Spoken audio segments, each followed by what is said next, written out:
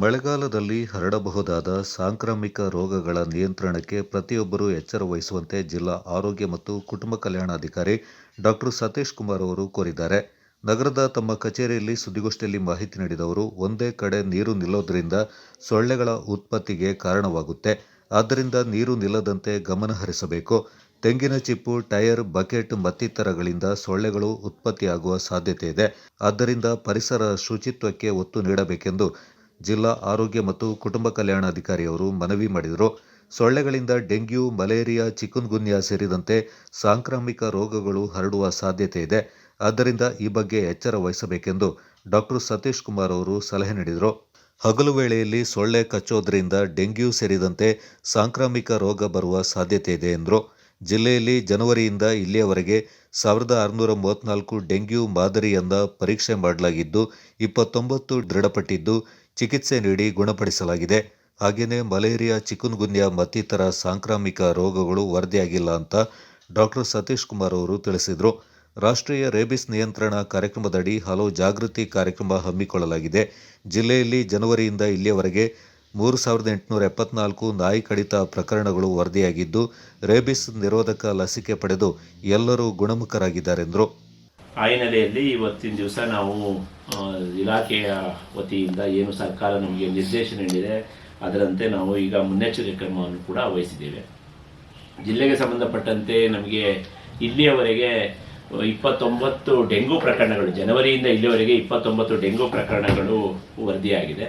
ಅದಕ್ಕೆ ನಮ್ಮ ಇಲಾಖೆಯ ವತಿಯಿಂದ ರೆಗ್ಯುಲರ್ ಆಗಿ ಮಾನಿಟರ್ ಮಾಡುವಂಥದ್ದು, ಸರ್ವೆಲೆನ್ಸ್ ಮಾಡುವಂಥದ್ದನ್ನು ನಾವು ಮಾಡ್ತಾ ಇದ್ದೀವಿ. ಜೊತೆಗೆ ಲಾರ್ವಾ ಸರ್ವೆಯನ್ನು ಕೂಡ ಹಳ್ಳಿಗೆ ನಮ್ಮ ಸಿಬ್ಬಂದಿಗಳು, ಆಶಾ ಕಾರ್ಯಕರ್ತರು, ನಮ್ಮನ್ನು PSCOs, HIOs ಎಲ್ಲ ಕ್ಷೇತ್ರ ಮತ್ತು LHVs ಎಲ್ಲರೂ ಕೂಡ ಕ್ಷೇತ್ರ ಮಟ್ಟದಲ್ಲಿ ಕರ್ತವ್ಯ ನಿರ್ವಹಿಸ್ತಾ ಇದ್ದಾರೆ.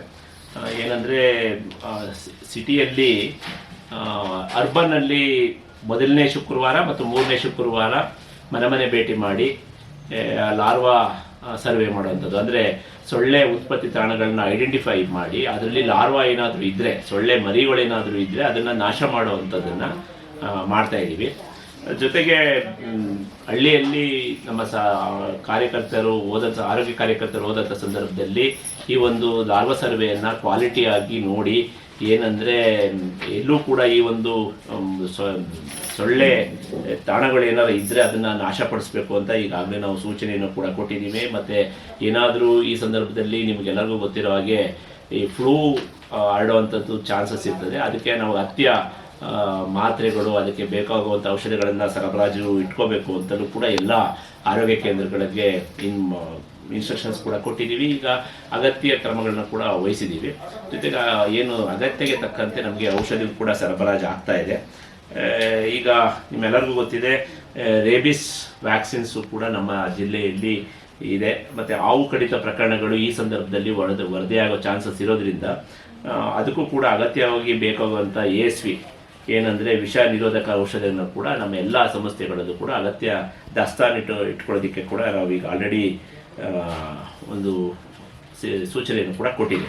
ಅದ್ರ ಜೊತೆಗೆ ಈಗ ಬೇರೆ ಸಾಮಾಜಿಕ ಜಾಲತಾಣದಲ್ಲಿರ್ಬೋದು ಮತ್ತು ಬೇರೆ ವರದಿ ಆಗ್ತಿರುವಂಥದ್ರಲ್ಲಿ ಕೋವಿಡ್ ಪ್ರಕರಣಗಳು ಬೇರೆ ಜಿಲ್ಲೆಯಲ್ಲಿ ಒಂದು 2 ಜಿಲ್ಲೆಯಲ್ಲಿ ವರದಿಯಾಗಿರುವಂಥ ಹಿನ್ನೆಲೆಯಲ್ಲಿ ಈಗ ನಾವು ಅದಕ್ಕೆ ಅಗತ್ಯ ಕ್ರಮವನ್ನು ವಹಿಸಬೇಕು ಅಂತ ನಿನ್ನೆ ಮಾನ್ಯ ಆರೋಗ್ಯ ಸಚಿವರು ನಮಗೆ ಸೂಚನೆಯನ್ನು ಕೂಡ ಕೊಟ್ಟಿದ್ದರು.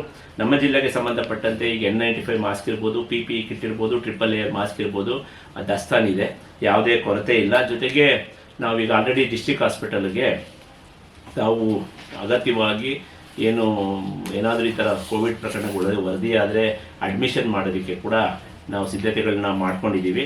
ಜೊತೆಗೆ ತಾಲೂಕು ಆಸ್ಪತ್ರೆಯಲ್ಲೂ ಕೂಡ ಬೆಡ್ಗಳನ್ನ ಮೀಸಲಿರೋದಕ್ಕೆ ನಾವೀಗ ಇನ್ಸ್ಟ್ರಕ್ಷನ್ಸ್ ಕೂಡ ಕೊಡ್ತಾ ಇದ್ದೀವಿ.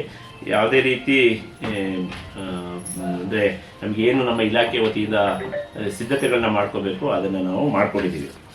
ಜೊತೆಗೆ ಬೇರೆ ಬೇರೆ ಕಾರ್ಯಕ್ರಮದ ಹಿನ್ನೆಲೆಯಲ್ಲಿ ಈಗ ನಮ್ಮದು ಸರ್ಕಾರದ ವತಿಯಿಂದ ಉಚಿತವಾಗಿ ಸ್ಟೆಮಿ ಪ್ರೋಗ್ರಾಮ್ ಅಂತ ಮಾಡ್ತಾ ಇದ್ದೀವಿ.